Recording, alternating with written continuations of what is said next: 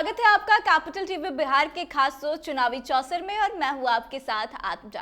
तो देखिए, आज के चुनावी चौसर में हम बिहार की महत्वपूर्ण राजनीतिक गतिविधियों के बारे में बातचीत करेंगे। शुरुआत करते हैं पप्पू यादव से। पप्पू यादव जो कि पूर्णिया से आज अपना नामांकन कर चुके हैं, वह भी राजद के बीमा भारती के खिलाफ। हालांकि पप्पू यादव की बात करें तो वह कांग्रेस में शामिल है और कांग्रेस जो है महागठबंधन के साथ है। अब ऐसे में तरह तरह के सवाल खड़े हो रहे हैं और सबसे बड़ी बात यह है कि कांग्रेस की तरफ से यह कह दिया गया है कि पप्पू यादव उनके प्रत्याशी नहीं है। ऐसे में यह कहना गलत नहीं होगा कि कहीं ना कहीं कांग्रेस की तरफ से पप्पू यादव को धोखा मिला है। वहीं आप समस्तीपुर सीट की बात करें तो सांभवी चौधरी जो कि अशोक चौधरी की बेटी हैं, उन्होंने अपना नामांकन दाखिल कर दिया है और वहां पे काफी ज्यादा एनडीए समर्थकों की भीड़ भी देखी गई। उसको लेकर भी चर्चाएं चल रही है। वहीं अब आते हैं तीसरे मुद्दे पर। तो अशुद्दीन ओवैसी की पार्टी एआईएमआईएम ने पहले इस बात का दावा किया था कि बिहार की 13 सीटों पर चुनाव लड़ेगी, लेकिन अब उसके तेवर बदलते हुए नजर आ रहे हैं। लोकसभा चुनाव के ठीक पहले अब ओवैसी की पार्टी जो है वह बैकफुट पे होती हुई नजर आ रही है और अब वह बस 2 सीटों पर चुनाव लड़ेगी, ऐसा बात तो कहा जा रहा है पार्टी की तरफ से। और यह बातें भी निकलकर सामने आ रही है कि लालू प्रसाद यादव की तरफ से ओवैसी पर दबाव बनाया गया है, इसके बाद ही इस तरह का फैसला लिया गया है। तो आइए इन्हीं मुद्दों पर बातचीत करते हैं। हमारे साथ स्टूडियो में मौजूद है senior journalist Saroj Singh ji. Sir, आपका बहुत बहुत स्वागत है। सर, सबसे पहला तो सवाल यह है कि पप्पू यादव ने नामांकन दाखिल कर दिया और उसके बाद से शायद ऐसी उम्मीदें की जा रही थी कि कांग्रेस समर्थन तो दे सकती है, सिंबल भले ना दी हो, लेकिन कांग्रेस की तरफ से साफ कह दिया गया है कि वह हमारे प्रत्याशी नहीं है। तो पप्पू यादव को ऐसा धोखा क्यों मिला? देखिए, कांग्रेस ने जो साफ जवाब बता रही कि कांग्रेस ने कहा कि वो मेरे प्रत्याशी नहीं है, तो सच्चाई भी यही है कि वो कांग्रेस के प्रत्याशी नहीं है। जब सिंबल नहीं हुआ, वो इंडिपेंडेंट नॉमिनेशन किए हैं, तो इंडिपेंडेंट कैंडिडेट हैं, कांग्रेस के तो प्रत्याशी है नहीं वो। और चूंकि गठबंधन धर्म है तो कांग्रेस बोल भी नहीं सकती कि हम उनको समर्थन करेंगे। ये कहानी क्या होगी, क्या सियासत बदलेगी पूर्णिया की, वो आगे की कहानी है। लेकिन अभी तो स्थिति यही है कि वो कांग्रेस के प्रत्याशी नहीं है, उन्होंने निर्दलीय चुनाव लड़ा। अब पप्पू यादव कह रहे हैं कि हमको धोखा हुआ है, लालू प्रसाद से धोखा हुआ है, तेजस्वी यादव से धोखा हुआ है, पार्टी ने हमको सहयोग नहीं किया, ये तमाम चीज़ें हैं। तो इसका क्या प्रतिफल होगा पूर्णिया के चुनाव में, ये देखने वाली बात होगी। अगर पप्पू यादव आज रो रो के पूर्णिया में लोगों को कह रहे हैं कि मेरी सेवा में क्या कमी रह गई, पूर्णिया मेरी माँ है, मैं कांग्रेस के झंडे में मेरी लाश जाएगी, तमाम जो इमोशनल बातें हैं वो कर रहे हैं पूर्णिया की जनता से कि पूर्णिया की जनता है, आप तुम हमको गले लगा लो, तमाम चीज़ें जो होता है कि इमोशनल कार्ड खेलना, वो पप्पू यादव खेल रहे हैं वहाँ पर। तो अपने हिसाब से पप्पू यादव ने अपनी बिसात वहाँ पर बिछा दी है। आगे देखिए जनता क्या फैसला लेती है। क्या लगता है सर, जिस तरह से पप्पू यादव को धोखा मिला है, उसके बाद से पूर्णिया की जनता का संवेदना जो है वो पप्पू यादव के लिए देखने को मिलेगा चुनाव में? और यही है, देखिए, धोखा जिसको मिलता है उसके साथ सिंपैथी हो ही जाती है। पप्पू यादव के साथ सबसे बड़ी बात यह है कि पार्टी के विलय करने के बावजूद अगर उनको टिकट, एक आधा टिकट नहीं मिला, और लोगों की तो बात छोड़ दीजिए, अपने ही लिए जब टिकट नहीं मिला, कल की ही हम बात बताएं, पप्पू यादव से मेरी बात हो रही थी तो पप्पू यादव ने यही बात कहा कि देखिए, अंतिम समय तक फ़ोन आया राजद के दरबार से, नाम नहीं लिया उन्होंने, लेकिन किसका फ़ोन आया होगा सब लोग जानते हैं। प्रपोजल यही था कि आप लड़ जाइए, मधेपुरा लड़ जाइए, हम सिंबल देने के लिए तैयार हैं, आरजेडी का सिंबल देने के लिए तैयार हैं। लेकिन पप्पू यादव का कहना था कि आप हमको पूर्णिया लड़ने दीजिए, बीमा जी को आप सुपौल भेज दीजिए। अगर पप्पू यादव ने तो यहाँ तक कह दिया कि भाई अगर आपको लगता है ऐसी बात तो हम आपके सिंबल पर लड़ जाते हैं, लालटेन पर हम लड़ जाएंगे पूर्णिया में, यहाँ तक की बात हो गई। जो अंदर की बात है, पप्पू यादव ने ये भी ऑफर किया कि आप हमको आरजेडी का सिंबल दे दीजिए, हम आरजेडी के सिंबल से लड़ जाएंगे। तो बात तो उतनी आगे चली गई। लेकिन अब तो जो सच्चाई है वो सच्चाई है कि इंडिपेंडेंट उन्होंने अपना नॉमिनेशन किया है।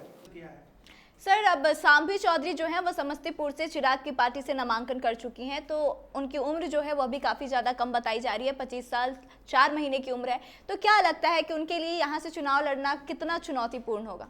चुनाव तो हर क्षेत्र का चुनौतीपूर्ण होता है, और जिस उम्र की आप चर्चा कर रहे हैं उससे चुनौती का क्या लेना देना।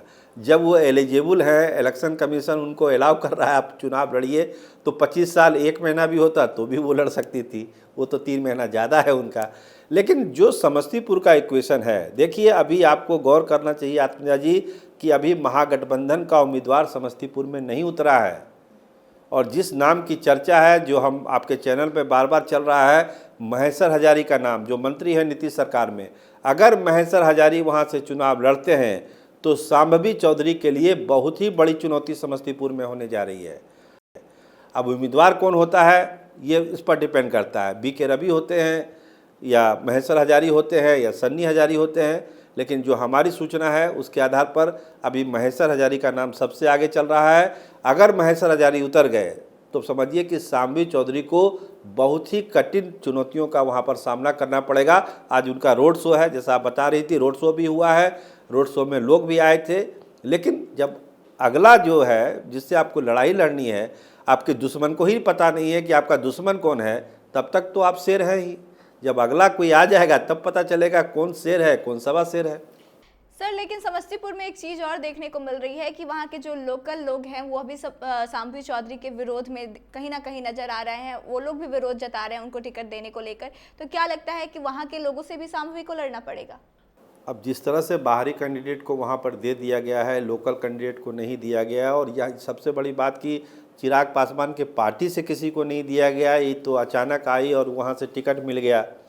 टिकट मिलने की भी अपनी अलग अलग कहानी है, कई बार हम लोग बता चुके हैं कि किस परिस्थितियों में शांभवी चौधरी को टिकट मिला। तो लोजपा के जो वहाँ स्थानीय कार्यकर्ता थे, नेता थे, उनमें नाराज़गी है कि आखिर चिराग पासवान ने ऐसा फैसला क्यों किया।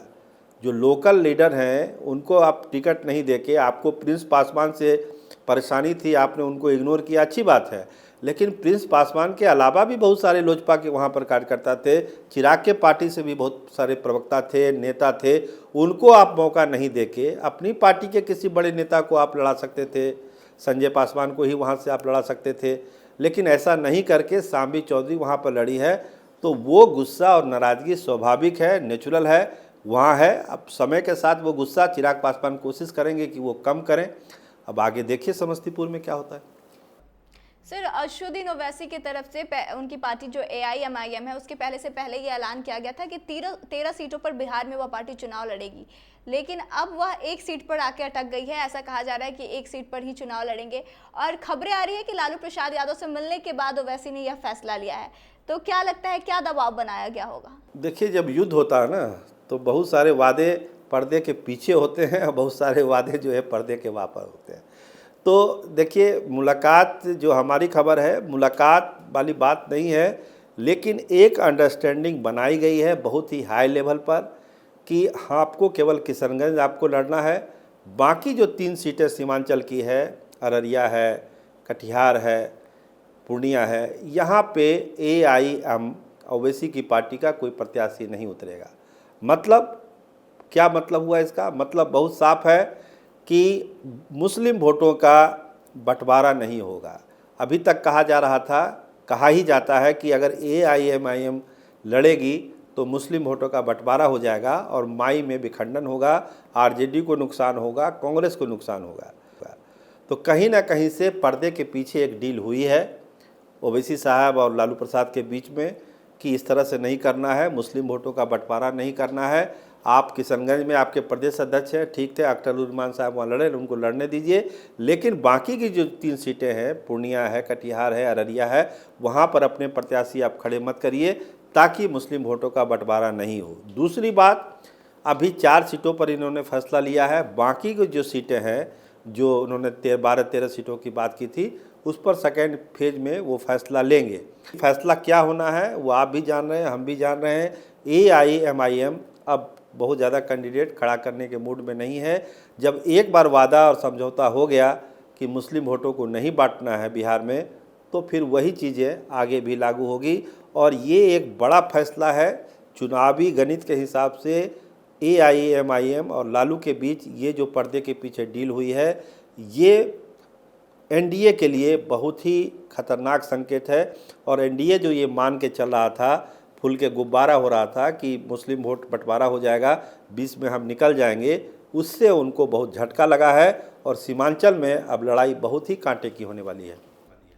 सर, ऐसा माना जा रहा था कि ओवैसी सीमांचल में महागठबंधन के लिए खतरा पैदा करेंगे, लेकिन इनकी पार्टी की तरफ से यह बयान दिया जा रहा है कि चुनाव की तैयारियां पूरी नहीं हो पाई थी, इसलिए अपने उम्मीदवार नहीं खड़े कर रहे हैं। लेकिन जदयू आरोप लगा रही है कि पैसे लेकर इन्होंने सीट अपने उम्मीदवार नहीं उतारे हैं और इसके लिए उन्होंने पैसे लिए हैं। तो दोनों में सच्चाई क्या है? देखिए, पैसा लेना देना ये तो चुनाव में आरोप चलता रहता है, क्या होगा नहीं होगा, लेकिन कैंडिडेट एक बार घोषणा करके आप अपनी बात से पीछे जा रहे हैं। देखिए, आपको ध्यान होगा जब ओबीसी साहब आए थे किशनगंज के इलाके में, उनकी जो तकरीर हुई थी वो यही हुई थी कि हमको 4 एमपी दीजिए, हम सीमांचल की सूरत बदल देंगे, चेहरा बदल देंगे, विकास की गंगा बहा देंगे। तो आखिर वो बात और वो जुबान कहाँ चली गई ओबीसी साहब की? अभी तक जो चीज़ें थी कि भाई AIM जो पिछला अभी हम चर्चा कर रहे थे कि मुस्लिम वोटों पर उनको अपना लाइन लेना है, जो RJD से मुस्लिम खपा है, जो AIM का अपना ही आरोप था कि हम 18% मेरी आबादी है, जातीय सर्वे में वो बात सामने आ गई है, तो हमको राजद हिस्सेदारी नहीं देता है, तो हम क्या राजद के बंधुआ मजदूर हैं। ओवैसी साहब का ये बयान है, स्टेटमेंट है कि आप लोग तो राजद के बंधुआ मजदूर हैं, आप लोग तो उन्हीं को वोट दीजिएगा, चाहे राजद आपको हिस्सेदारी दे ना दे, नौकरी दे ना दे, आप तो उन्हीं को वोट करते हैं, आप तो बंधुआ मजदूर हैं। ये उलाहना भी ओबीसी साहब ने सीमांचल में किशनगंज में दिया था। लेकिन आज का जो डेवलपमेंट हुआ है, हमने कह रहे हैं कि बिहार की राजनीति पल पल बदल रही है। जो भी फॉलो करते हैं, बिहार के पॉलिटिक्स को फॉलो कर रहे हैं, उनको ये देखना चाहिए कि कल की परिस्थिति और आज की परिस्थिति में कितना अंतर आ गया। सीमांचल की 4 सीटें किस तरह से प्रभावित होने वाली है। सर, आपको बहुत बहुत धन्यवाद। तो देखिए, बिहार की राजनीति में आज कई सारे महत्वपूर्ण गतिविधियां देखने को मिली है। प्रधानमंत्री नरेंद्र मोदी बिहार आए, उन्होंने विपक्ष पर जमकर निशाना भी साधा। वहीं सबसे बड़ा फैसला जो है वो ओवैसी की पार्टी की तरफ से लिया गया। सीमांचल की सीटों की बात करें तो वहां से बस वह अपने एक उम्मीदवार को सामने ला रहे हैं चुनाव लड़ने के लिए। वहीं अब पप्पू यादव को भी कांग्रेस से कहीं ना कहीं झटका लग गया है। वो बता रहे हैं कि कांग्रेस ने उन्हें धोखा देने का काम किया है, क्योंकि कांग्रेस की तरफ से साफ उन्हें अपना प्रत्याशी बताने से मना कर दिया गया है। तो आपको क्या लगता है कि आने वाले और दिनों में जैसे जैसे चुनाव नजदीक आ रहा है, बिहार की राजनीति में क्या कुछ बदलाव देखने को मिलेगा? पप्पू यादव जैसे कि पूर्णिया से चुनाव लड़ रहे हैं, तो उनको कितना फायदा मिलेगा, जैसे कि अब कांग्रेस उनका साथ नहीं दे रही है, तो और क्या कुछ बदलाव देखने को मिल सकता है? आप कमेंट करके जरूर बताएं। वीडियो अच्छी लगी हो तो शेयर करें। फिलहाल इस खबर में बस इतना ही। आगे की तमाम खबरों के लिए बने रहे हमारे साथ, देखते रहे कैपिटल टीवी बिहार। धन्यवाद।